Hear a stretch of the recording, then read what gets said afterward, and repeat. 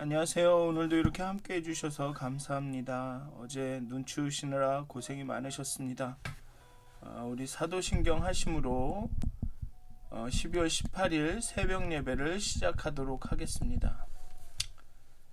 전능하사 천지를 만드신 하나님 아버지를 내가 믿사오며 그 외아들 우리 주 예수 그리스도를 믿사오니 이는 성령으로 잉태하사 동정녀 마리아에게 나시고 본디오 빌라도에게 고난을 받으사 십자가에 못 박혀 죽으시고 장사한 지 사흘 만에 죽은 자 가운데서 다시 살아나시며 하늘에 오르사 전능하신 하나님 우편에 앉아 계시다가 저희로서 산 자와 죽은 자를 심판하러 오시리라.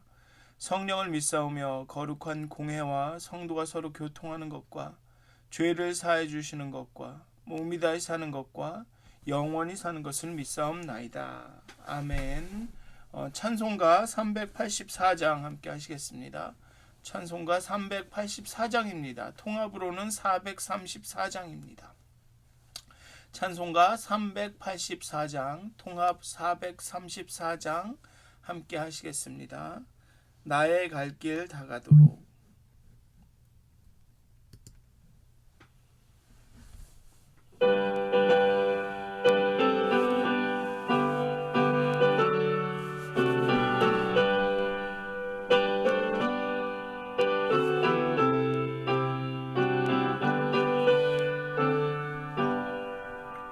나의 갈 길 다가도록 예수 인도하시니 내 주 안에 있는 긍휼 어찌 의심하리요. 믿음으로 사는 자는 하늘 위로 갔겠네.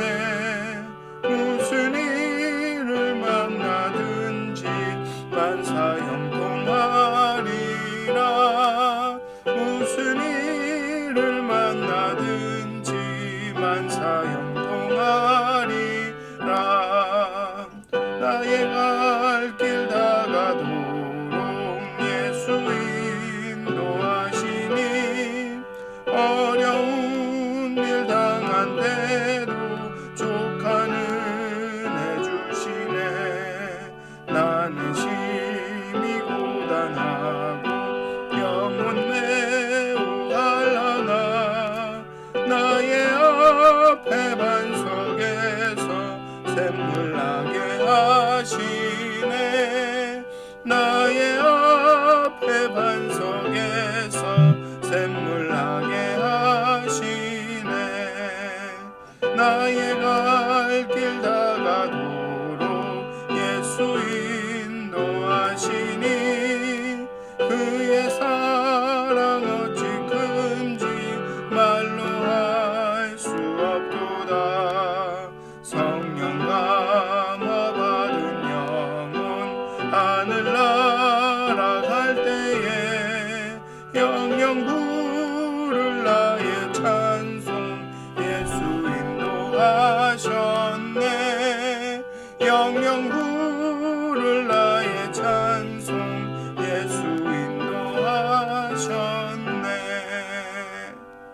아멘. 364장 한 장 더 하시겠습니다. 364장입니다. 통합으로는 482장입니다. 364장 통합 482장 내 기도하는 그 시간 다 같이 찬양하겠습니다.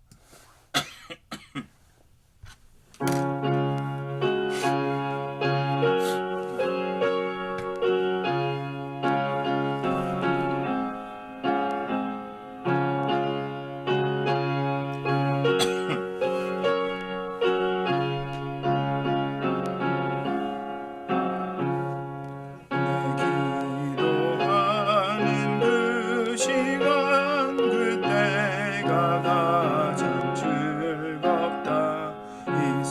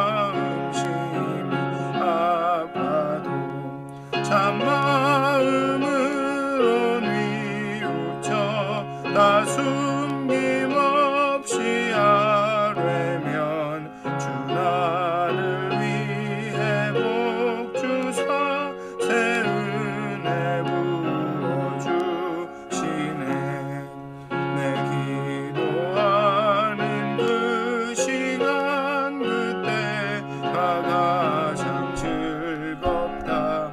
주 세상에서 일찍이 저 요란한 곳 피하여 민들에서나 산에서 엄마 밤을 세워 지내사 주 예수 친히 기도로 큰 본을 보여주셨네. 아멘. 다 같이 기도하시겠습니다. 하나님, 하나님 앞에 나와 기도하는 이 시간이 정말 이 고요하고 조용한 이 새벽 시간에 하나님 앞에 나와 말씀을 묵상하고 우리의 마음을 하나님 앞에 쏟아놓는 이 시간이 참으로 귀합니다. 참으로 소중합니다. 하나님, 이 시간 우리와 함께하여 주시고 정말 우리의 영에 하나님의 그 은혜를 부으시고 그 성령으로 함께 하셔서 정말 이 시간이 정말로 고요하지만 정말 뜨겁게 하나님을 만나는, 하나님을 생각하고 기억하는 그런 시간이 되게 해 주시옵소서. 이 시간 정말 우리의 마음을 만져주시고 정말 그 빛을, 하나님의 빛을 우리 마음 가운데 비추어 주셔서 우리의 마음이 변화가 되고 우리의 생활이, 우리의 삶이, 우리의 행동이 바뀌어지는 정말 놀라운 시간이 되게 해 주시옵소서. 하나님 감사합니다. 예수님의 이름으로 기도하였습니다. 아멘. 오늘 함께 나누실 말씀은 누가복음 9장 51절에서 62절까지의 말씀입니다. 누가복음 9장 51절에서 62절까지의 말씀입니다.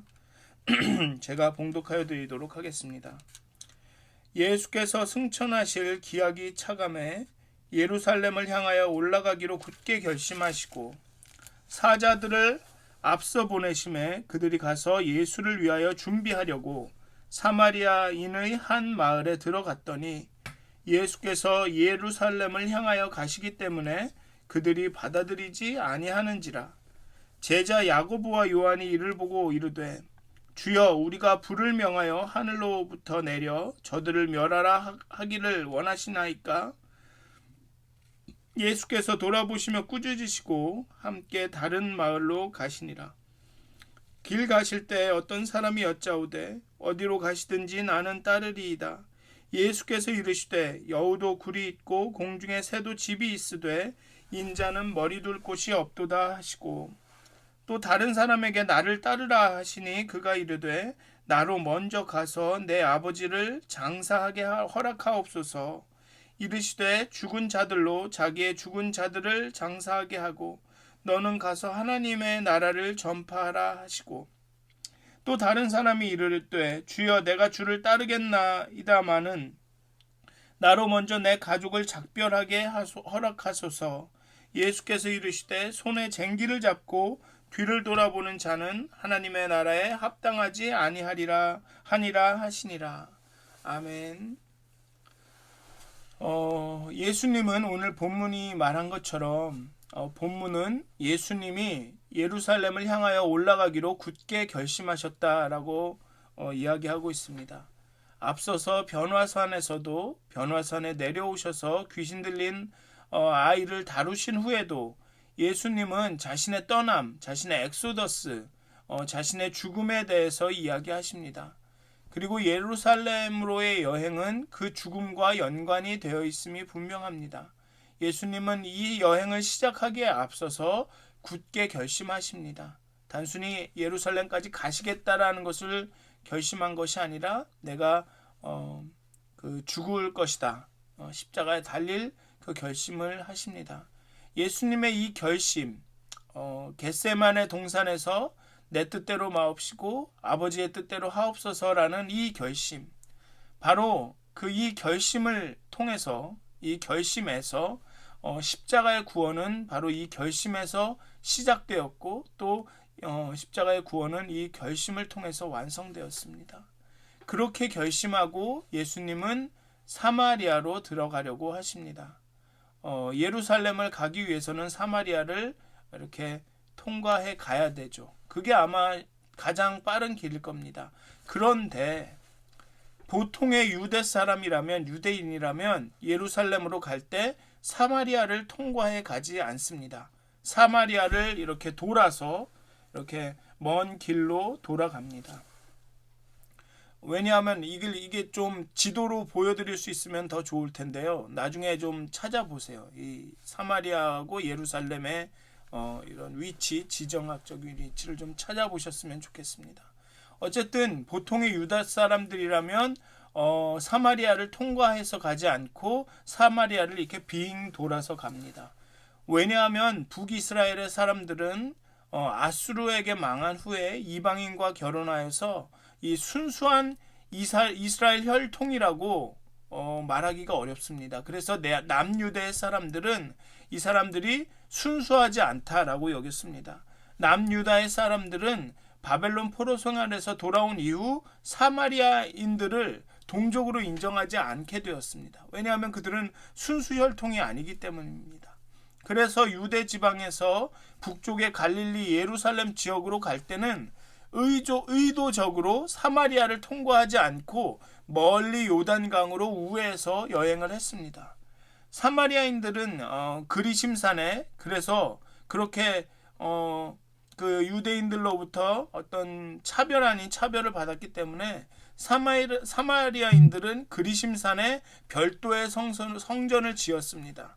그리고 예루살렘 성전의 재건을 방해하기까지 했습니다. 그래서 이제 우물가의 연인이 누구는 저기서 예배하라고 누구는 다른 곳에서 예배하라고 합니다 라며 예수님에게 질문한 이유가 바로 이런 어떤 역사적인 배경이 있는 것입니다. 어쨌든 예수님께서 사마리아를 통과해서 가시겠다고 한 것은 보통의 유대 사람이라면 이렇게 요단강으로 해서 돌아갈 텐데 예수님께서 사마리아를 통과해서 가시겠다고 한 것은 아주 이례적이고 심지어 사마리아에 이것은 그렇게 돌아가시겠다고 한 것은 이례적일 뿐만 아니라 그 의미는 심지어 사마리아인들에게도 그렇게 미움을 받고 정말 순수하지 않고 죄인이라고 여겨지는 그런 사마리아인들에게도 복음을 전하겠다라는 예수님의 의도가 있다고 생각을 합니다. 예수님께서는 사마리아인들일지라도 하나님 나라가 온 것을 하나님 나라의 복음을 들어야 한다고 생각했던 것입니다. 그런데 사마리아인들은 과거의 감정 때문이겠죠. 그런 과거의 감정으로 인해서 예수님을 영접하지 않습니다. 그러자 제자들이 불을 명하여 멸하겠다고 흥분합니다. 예수님께서 호의를 베푸셨는데 그거를 거절해 이 나쁜 사람들 하면서 화가 났을 것입니다. 자격도 없는 사람들한테 이렇게 호의를 베풀었는데 말이야 이러면서. 그런데 너무 재밌는 것은 앞서는 귀신을 쫓아내지도 못하던 믿음이 믿음이 없는 사람들이 여기서는 갑자기 불을 내릴 수 있다라고 말합니다. 이 얼마나 간사하고 위선적인가요? 자기는 하나도 못하지만 이렇게 자기가 불이익을 당하는 것 같고 자기의 자존심을 건드리는 일 앞에서는 정말로 이렇게 화를 내고 불을 내면서 어떤 방법을 다해서도 내가 그거를 갑자기 믿음이 생기는 이런 참 얼마나 이 간사한가요? 위선적인가요? 저의 모습을 사람의 모습이 그대로 나타나는 것 같습니다. 예수님은 아무 말씀도 하지 않습니다. 그저 꾸짖으시고 그냥 다른 마을로 가십니다. 예수님이 제자들을 전도 여행에 보내주시면서 주신 지침과도 같습니다. 영접하지 않은 곳은 발의 먼지를 털어내면서 떠나라. 다른 지역으로 가서 거기서 열심히 전파하라. 예수님의 모습에서도 보실 수 있듯이 먼지를 터는 것은 제자들처럼 저주하는 것으로 해석해서는 안 됩니다. 예수님은 그렇게 저주하려고 하는 그런 불을 내리려고 하는 그런 제자들을 꾸짖으셨습니다. 다만 뭐라 그럴까요? 이 시대가 가까워졌고 하나님 나라가 가까워졌고 때가 가까워졌기 때문에 빨리빨리 긴급하게 움직여서 그 하나님 나라의 복음을 증거해야 한다라는 좀 그런 긴급성을 표현하기 위해서 발의 먼지를 떨어내면서 다른 곳으로 가라라고 하셨다고 생각하는 게 더 좋을 것 같습니다. 어쨌든 그 후에 세 사람이 와서 예수님을 따르겠다고 합니다. 그리고 예수님은 그들에게 세 사람에게 각각 다른 대답을 주십니다. 그리고 이 본문을 통해 우리는 예수님을 따르는 것이 어떤 것인지를 약간 들여다볼 수 있는 것 같습니다. 이해할 수 있는 것 같습니다. 이에 첫 번째 사람이 와서 어디든지 따르겠다고 이야기합니다. 예수님이 가시는 곳이면 어디든지 따르겠다고 이야기합니다. 여기서 어디로 가시든지 따르겠다라고 말하는 의미가 무엇인지, 어떤 의미로 이 사람이 이야기를 했을까라고 좀 고민을 해봐야 될 것 같습니다. 그런데 예수님은 이 사람의 의도를, 이 사람이 어디로 가시든지 따르겠다라는 그 말에서 이 어디로라는 의미가 어떤 생각을 갖고 있는지 이 사람이 예수님이 아셨는지 모르셨는지는 모르겠지만 아마 느낌이 드셨겠죠. 이 사람이 어디든지 따르겠다라고 말할 때 이 어디든지가 어떤 의미가 있는지를 예수님은 아셨겠죠. 그래서 예수님은 참 뭐라 할까요? 정말 우문현답 같이 질문에 대답을 하신 건지 아닌 건지 모르겠지만 예수님은 이렇게 이야기하십니다. 인자는 머리 둘 곳도 없다고 하십니다. 여우도 굴이 있고 공중에 새도 집이 있으되 인자는 머리 둘 곳이 없다. 자신을 따른다는 것은, 자신의 제자가 된다는 것은 어떠한 보장도 없는 삶이다. 안정된 삶이 아니다. 집이 있는 것 같은 그런 안정된 곳이 아니다. 어떤 보장도 없는, 어떤 것도 보장할 수 없는 삶이다라는 것을 말씀하십니다.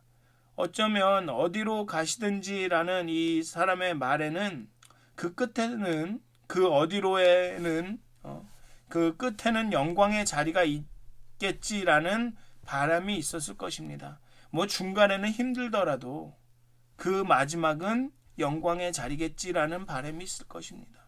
그런 바람 가운데 내가 어디든지 따르겠다라고 말했을 것입니다.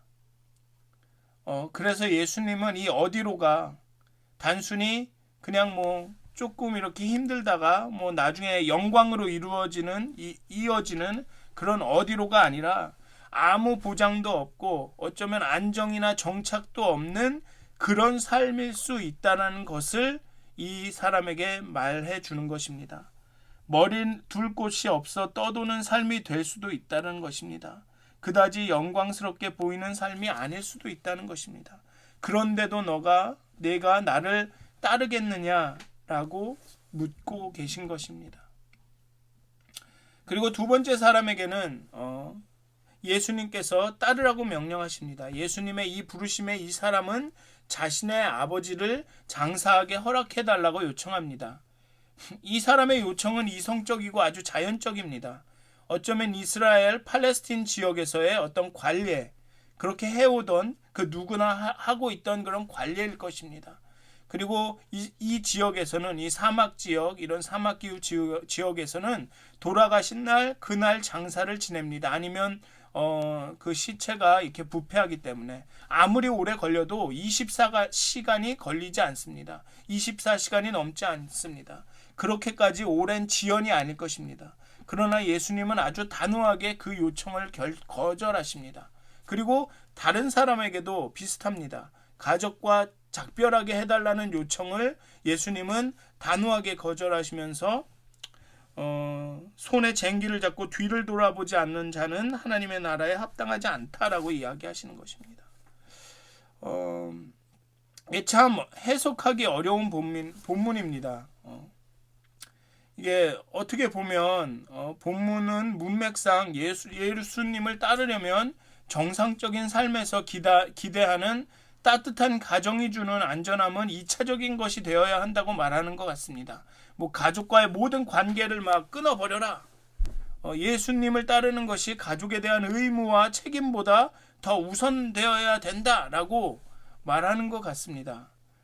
참 이 말씀을 현대에 그대로 적용하기라는 그렇게 쉽지 않아 보입니다.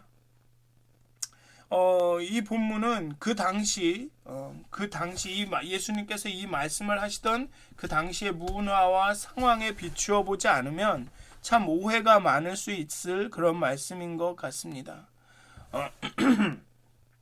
좀 생각을 해보면 구약에서 하나님에게 선택된 나시린과 대제사장은 자신의 직무를 따르기 위해서 부모의 장례에 참여하는 것이 허락되지 않았습니다. 그래서 예수님께서 이 장례를 치르고 오겠다라고 한 이 사람에게 그러지 말아라 라고 허락을 하지 않은 것은 무엇이냐면, 빨리 가서 하나님 나라를 전파하라 라고 이야기한 이유는 무엇이냐면, 예수께서는 구약의 이런 사실과 견주어서 자신의 부름이 자신을 따르는 것이 아주 신령한 것이다, 정말 나시린과 대제사장으로 부름을 받은 것처럼 아주 신령한 것, 거룩한 것이다 라는 것을 강조하고 있는 것입니다. 그렇게 너가 그냥 부르심을 받은 게 그냥 단순하게 한 내 제자로 부르심을 받은 게 아니라 나시린, 선택받은 자로 대제사장으로 부름받은 거기 때문에 그렇게 거룩한 일을 하는 것이라는 것을 알아라 라는 의미로 이 말씀을 하셨다라고 해석할 수 있다라는 것입니다. 그리고 두 번째로, 이렇게 급진적인, 정말로 네 부모의 장례에도 가지 말고 내 가족에게도 인사하지 말아라 라는 이런 급진적인 명령이 가능했던 이유는 그들이 종말론적 신앙에 있었기 때문입니다. 그 얘기는 무엇이냐면 하나님의 나라가 이제 바로 곧 도래할 것이라는 긴박감이 있었습니다. 때가 가까웠다라고 예수님도 말씀하시면서 제자들을 보내시면서 빨리 하나님 나라의 복음을 전파해야 한다. 하나님의 나라가 이제 곧 올 것이다. 이제 임했다. 우리 가운데 있다라는 것을 빨리 전파해야 한다는 그런 긴박감이 있었다는 것입니다. 그렇기 때문에 여기도 보면 죽은 자들로 자기의 죽은 자들을 장사하게 하고 너는 가서 하나님의 나라를 전파하라. 빨리 가서 전파하라. 이런 긴박감이 있었다라는 것이죠. 너의 가족과 작별을 하는 데는 할 시간이 없다라는 것입니다. 왜냐하면 예전에는 이렇게 인사하고 작별하는 게 그냥 안녕 갈게가 아니라 뭐 만나서 음식을 먹고 이렇게 이야기하며, 이 이스라엘 풍습이 그랬답니다. 그렇게 오래 걸렸대요. 그렇기 때문에 빨리 가야 한다라는 이런 긴박감이 있다라는 것입니다. 그리고 마지막으로 셋째는 오늘의 이 거절이 이런 가족에 대해 소홀하거나 통상적인 관례를, 장례라는 이런 관례를 무시하라는 것이 아니라 가족은 뒷전으로 하고 통상의 관례를 무시하고 오직 예수님이라고 하라는 말이 아닙니다 라는 것을 좀 기억하셨으면 좋겠습니다. 예수님이 여기서 던지고 계신 도전은, 우리에게 주고 계시는 도전은, 그 질문은 이것입니다. 내가 너의 수입이 더 적어지는 일로 이끈다면, 내 앞날을 더 불확실하게 만드는 일로 이끈다면, 내가 이미 익숙해져 있는 삶의 기준이 적용되지 않는 상황으로 너를 이끈다면, 너와 비슷한 대부분의 사람들에게는 도저히 관례에 맞지 않는 일을 하라고 요구한다면, 너를 강제로 불러서 내 일을 하게 함으로써 너의 가장 가깝고도 소중한 사람들을 아무 설명도 없이 떠나야 한다면, 심지어 그럴 때에도 나의 길을 따르겠느냐 라고 우리를 도전하시고 질문하고 계시는 것입니다. 예수님을 따르는 것과 다른 어떤 것 사이에 선택해야만 하는 순간이 와도 너는 나를 따르는 것을 선택하겠냐는 것입니다.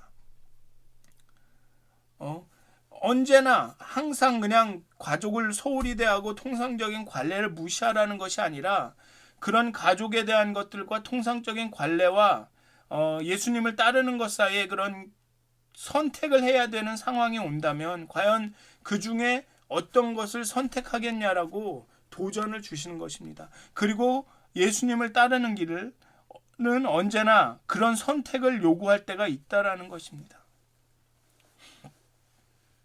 그래서 우리도 오늘의 이 본문을 읽으시면서 좀 도전을 받으셨으면 좋겠습니다. 우리는 편안함과 통상적인 관례, 그리고 예수님을 따르는 것, 그 믿음의 행위 중 어느 것을 선택하고 있습니까? 하나님은 그 무한하시고 풍부하신 능력과 지혜로 우리를 이끄시려고 하는데 우리는 이게 편하니까 우리는 이렇게 해왔으니까 라는 말로 하나님의 일하심을 제한하지는 않는지 좀 생각해 봐야 할 것 같습니다. 하나님의 인도하심과 그 능력은 풍부합니다. 정말로 우리가 상상할 수 없을 정도로 다양한 방식으로 일하십니다. 그런데 우리는 이 방법이 편하니까, 이게 좋으니까, 이렇게 하는 게 익숙하니까, 우리가 이렇게 해왔으니까라는 말로 하나님의 일하심을 제한하는 적이 많습니다. 정말 그래서 오늘 하루를 열심히 사실 텐데요. 정말 그렇게 풍부하게 일하시는 하나님의 역사하심을 제한하지 않으시고 정말 그렇게 하나님을 따르시면서 정말 그런 어떤 편안함과 그런 익숙함을 벗어나셔서 정말 그렇게 놀랍게 역사하시는 하나님을 경험하실 수 있었으면 좋겠습니다. 때로는 그 길이, 예수님을 따르는 길이 평안한 길이 아닐 수도 있습니다. 불편한 길일 수도 있습니다. 어쩌면 우리의 관례나 우리가 해왔던 그런 것들을 무시할 수 있는 따르지 않는 길일 수도 있습니다. 그렇지만 예수님을, 하나님을 따르는 그 길 끝에는 하나님의 영광이 있습니다. 하나님의 능력을 경험하는 일들이 있습니다. 그렇게 오늘 하루도 예수님을 따르셨으면 그렇게 하나님을 경험하시기를 주님의 이름으로 축원드립니다. 다 같이 기도하시겠습니다. 하나님, 하나님의 그 놀라운 역사하심은 언제나 우리의 생각과 우리의 이성을 초월합니다. 때로는 우리가 이해할 수 없습니다. 때로는 우리가 예상할 수도 없는 방법으로 일하십니다. 하지만 어떨 경우에는 우리가 하나님의 인도하심과 그 은혜를 거부할 때가 있습니다. 마음의 상해서, 어쩌면 자존심이 상해서일 수도 있고 어떤 감정으로 인해서 하나님께서 우리 가운데 일하시는 것을 거부할 때가 있습니다. 예수님이 지나가시길 거부했던 그 사마리아인들처럼 하나님께서 우리 가운데 일하시는 것을 거부할 때가 있습니다. 어떤 경우에는 우리가 예수님을 따른다, 하나님을 따른다 하지만 우리 마음 가운데는 그 길이 평안한 길이 되기를, 아무 문제가 없는 길이 되기를 기대할 때도 있습니다. 하지만 예수님께서는 그 길은 어려운 길일 수도 있다라는 것을 깨닫게 하십니다. 그리고 때로는 예수님을 따르는 그 길 가운데 우리에게 주어지는 요구에 우리에게 요구하시는 그 평안한, 우리가 익숙한 길을 벗어나라는 그 요구에 우리가 때로는 우리에게 익숙한 길, 우리가 해온 일, 우리의 편안한 일로만 예수님을 따르려고 할 때가 있습니다. 하나님, 우리에게 용기를 주시고 우리에게 믿음을 주셔서 정말로 그 길이 불편한 길일지라도, 험난한 길일지라도, 정말 때로는 우리가 익숙하고 편안한 것을 벗어나야 하는 그런 길일지라도 정말 예수님을 따를 수 있는 용기를 갖게 하여 주시고, 정말 우리가 우리의 그 컴포트존을, 편안한 그런 상황을 벗어나서 때로는 광야 같은 길일지라도 하나님께서 우리를 부르시면 그 길을 걸을 수 있는 그런 용기를, 담대함을 우리에게 주시옵소서. 그리하여서 우리가 날마다의 삶 동안 하나님을 따르면서 정말 하나님을 깊이 경험하는, 하나님의 능력을 경험하는 그런 삶을 살게 하여 주시옵소서. 오늘도 하나님의 능력으로 우리와 함께 하여 주시옵소서. 감사합니다. 예수님의 이름으로 기도하였습니다. 아멘. 하늘에 계신 우리 아버지여, 이름이 거룩히 여김을 받으시오며 나라가 임하옵시며 뜻이 하늘에서 이루어진 것 같이 땅에서도 이루어지이다. 오늘날 우리에게 일용할 양식을 주옵시고 우리가 우리에게 죄진 자를 사하여 준 것 같이 우리의 죄를 사하여 주옵시고 우리를 시험에 들게 하지 마옵시고 다만 악에서 구하옵소서. 나라와 권세와 영광이 아버지께 영원히 있사옵나이다. 아멘. 평안한 하루 되시길 기도합니다.